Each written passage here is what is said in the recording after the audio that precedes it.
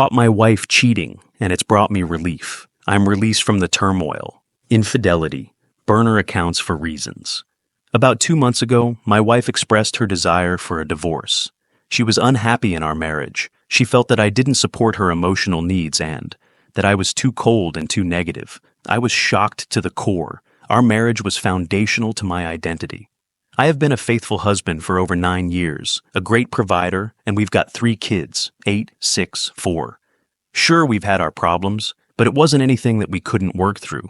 I pleaded to give me a chance to work on myself and to go to marriage counseling. She agreed to the counseling. The next month was the hardest of my life. I spiraled into a deep depression, trying to understand how I had screwed up so badly that my wife was ready to end our marriage. She was so hurtful in how she constantly brought up my failures over the past 10 years, our incompatibility, her unwillingness to forgive, etc. I threw myself into getting better, sought help with the depression, started Zoloft, and read everything I could find on reconciling a marriage. I apologized and took responsibility for the pain I've caused.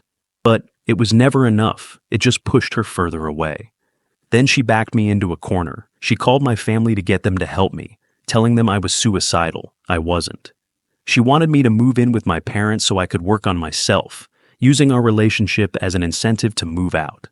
We can't get better until you get better.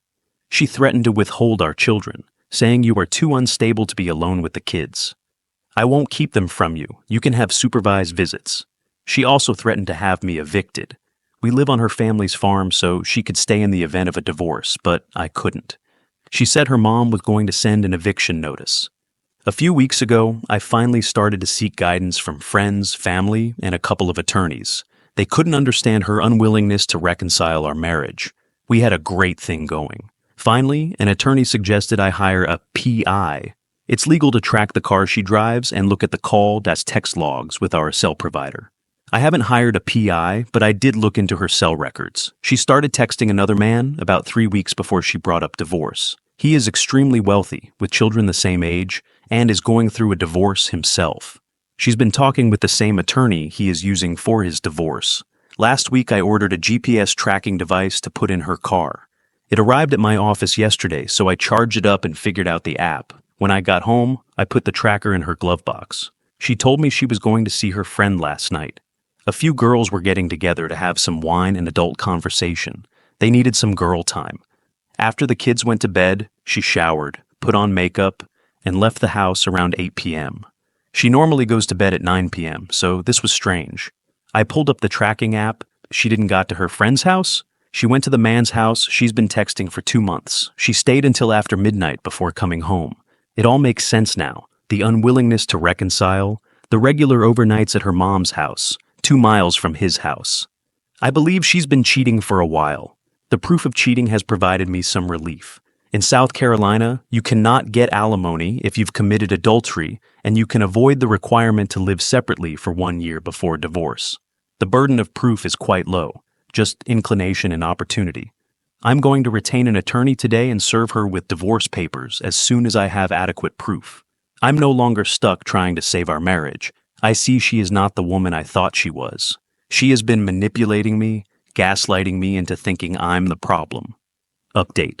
Caught my wife cheating, and it's brought me relief.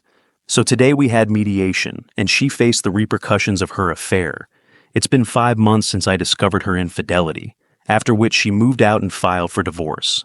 I never mentioned that I knew what she had done. I went gray rock, got my affairs in order, and worked through my mental anguish. But today was fun. Since she filed for divorce, she made the first offer on the separation agreement. I've been waiting for this moment to break the news that alimony is off the table. We're in an at-fault state where infidelity is a bar to alimony. Yeah, this isn't an alimony case. We've got thousands of text messages to her AP, the GPS data that puts her at his house for late-night rendezvous, statements from the country club where they hung out drinking together, and the kicker, health insurance explanation of benefits where she was screened for STDs and subsequently treated for some sort of infection. We hadn't had sex in 2023. I just wish I could have seen the look on her face when she found out. Needless to say, mediation took a big swing in my favor to avoid an at-fault trial. Here is another interesting nugget from today. Her attorney was recommended by her AP, who is using the same attorney for his third divorce. Her AP is 60 years old. She is 39, but looks more like an attractive 29. Quite wealthy, obviously on steroids, and a real fuckboy type. He cheated on his wife with their nanny and is paying her millions in their divorce. I overheard their attorney chatting with my attorney in the hallway. Their attorney said, "Wow, she's been fucking that douchebag." Yeah, humping that douchebag cost her a marriage, probably $1 million in alimony, plus some sort of crotch rot parting gift. Judging by the cell carrier records, they broke up around the time she was testing, treating her infection. Need advice I, M25, caught my wife, F25, cheating. Need a bit of help processing this and figuring out what I should do. So, a little backstory: I have known my wife since we were about 13. Never were close, but got close by coincidence. We started dating when we were 16 and got married at 21. We had 2 kids together. Our son is 5 and our daughter is 3. I'm the sole income earner and make rather good money for what I do. Enough to live comfortably and support my family, plus save and take holidays. Towards the end of last year, I was going through a lot of personal issues, and I was laid off from work for about a month due to some worksite issues. So I spent some time off work, looking for another job, relaxed a bit, caught up with friends, and drank. Not over the top drinking, and would only drink at night. I would have a few when the kids were asleep. We had arguments about it all. I secured the job I have around late November. Due to my work schedule, I would have to be up super early on New Year's Day, so we went to her parents' house to see the fireworks. My kids ended up falling asleep there, so she decided to stay the night and was going to be coming back the next day. I wasn't able to stay due to work, so left around 12:30. She did not come home for 3 more days, and I started to get the feeling something was off. A couple of weeks went by, and one night when I got home late from work, everyone was asleep. As I went to kiss my kids and say goodnight, I was walking back to the kitchen when her phone lit up. I checked her phone and noticed an unusual notification. So, I proceeded to look into it more. She has made a new account on her socials with a fake name and was talking to another guy.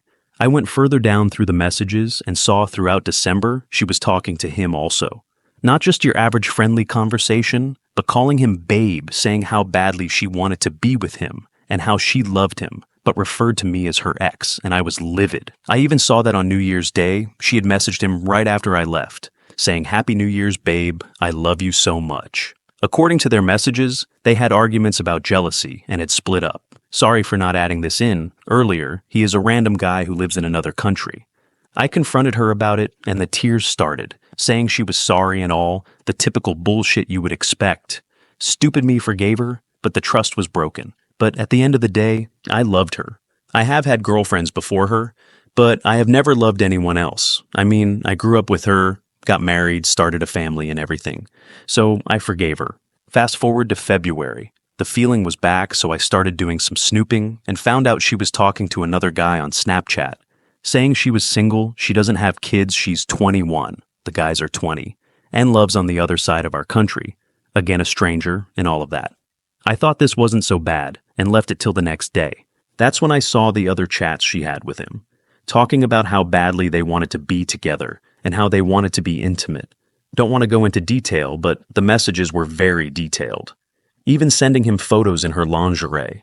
I confronted her about it again, and she swore she would stop speaking to him, and end it. Blocked him on everything. As I was going away for work the next day for a few days, I couldn't get into it that much. The next day I asked her if she had blocked him. After ending it, she swore to me she did. I get home and I'm talking to her, telling her I'm pissed off and how all my trust in her is gone because she betrayed me. He messages her again. I was fuming. I told her I wanted a divorce, that I was done with her, and that I couldn't be with someone who constantly lies. She didn't seem fussy about it, but didn't want me to leave for the kids. I then messaged him and she found out and started crying because he was angry at her for lying to him.